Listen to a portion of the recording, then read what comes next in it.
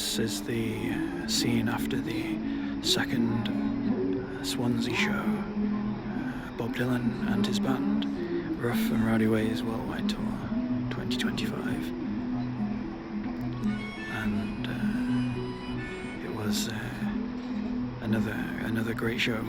The sound in this venue and the sound from Bob Dylan, his voice and the band is really fantastic. I think False Prophet today, there was something about it, was just really, it seemed even more new than his songs often are in his shows from night to night. There was something, how he was singing it was just a different level of something or other, and it was really good. And the guitars and the drums and the sound and the bass, they all kind of really came together from where I was in the place. And well, song after song really was just Bob was really focused on every line, and his voice, so he was using different parts of his voice that even I haven't heard him use these last few weeks or last few years. The delicate parts and the deeper parts were just really something. And the shadows on the curtains today, they were just of Bob behind the piano, but out of all the shows I've been to, this one, it was a deeper shadow and more distinct on the grey. I think it was a grey background, it was a bluey grey. But there was one point during It's All Over Now Baby Blue when Bob was singing and then playing piano, where I was watching Bob Dylan's shadow playing harmonica, and you could see the shadow of the harmonica and Bob moving, and I found it quite something. I really like how that is. Yesterday they had Anton Fig's symbol on the right as a shadow of the symbol, and also shadows of light stands to the left and right.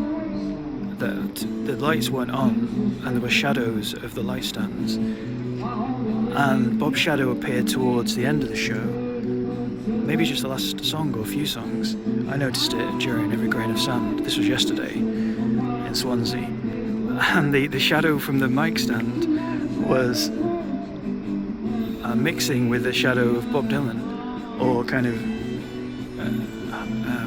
well, it was shadows within shadows, Shadow Kingdom, of course.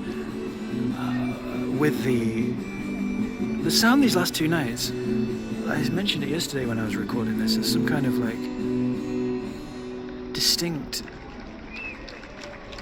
clear, like wild, natural kind of, I don't know, it's some kind of, just how the guitars and the drums all come together. It's really like the performance from Bob and his band, I think, is really great.